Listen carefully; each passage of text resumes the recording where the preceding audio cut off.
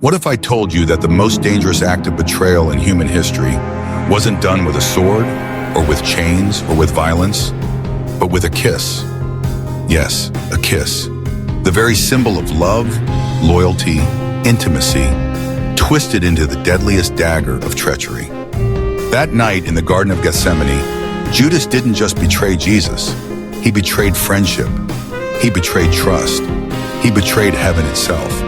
And yet, before you turn away in disgust at Judas, listen closely. This isn't just his story.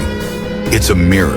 And if you dare to look deeply, you may see traces of Judas in yourself. The kiss that shook heaven. Picture it. The quiet of night, olive trees whispering, disciples weary and half asleep. Then torches, soldiers, a mob, and at the front, Judas, one of the 12. The man who walked with Jesus, laughed with him, ate with him, the one who saw Lazarus rise from the dead, who watched storms silenced by a word, and yet he walked straight to his master. He leaned in and with a kiss marked him for death. Matthew 26:48-50 records it.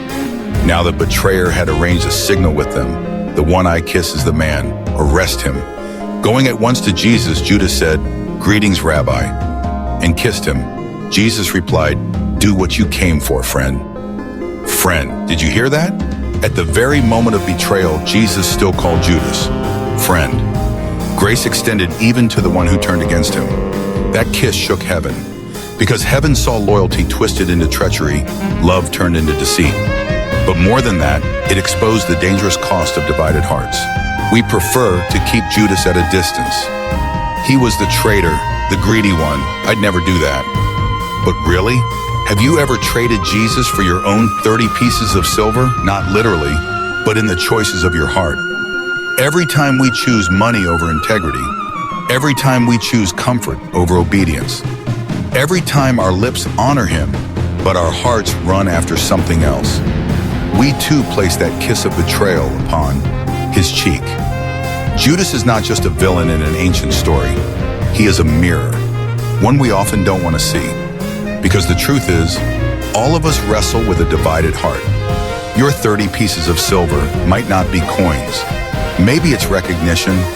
Maybe it's a relationship. Maybe it's that hidden sin you refuse to surrender. So let me ask you, what is your price? Because Satan doesn't need you to hate Jesus. He just needs you to love something else a little bit more. Hebrews 10:26-27 warns us, if we deliberately keep on sinning after we have received the knowledge of the truth, no sacrifice for sins is left, but only a fearful expectation of judgment. Strong words, sobering words, because betrayal doesn't begin with a kiss. It begins in the secret corners of our hearts, in compromise, in excuses, in hidden desires. But here's the hope.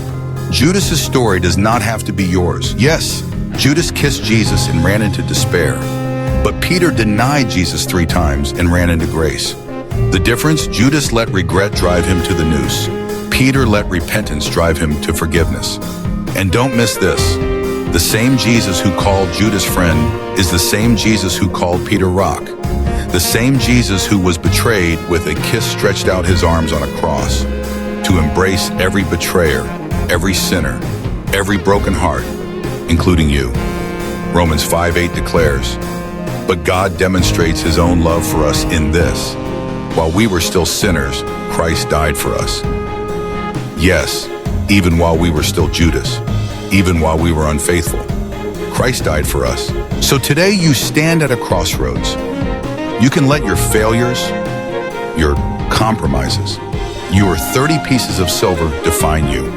Or you could drop them at the foot of the cross and watch grace rewrite your story.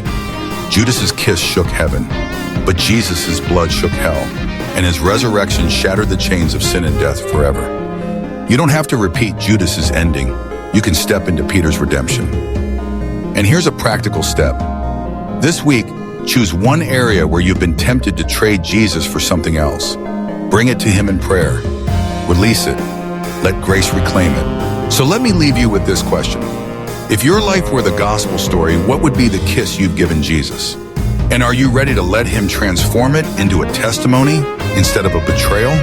Drop your answer below. because your honesty might set someone else free. And remember, Judas's kiss was a mark of death, but your repentance can become the mark of life.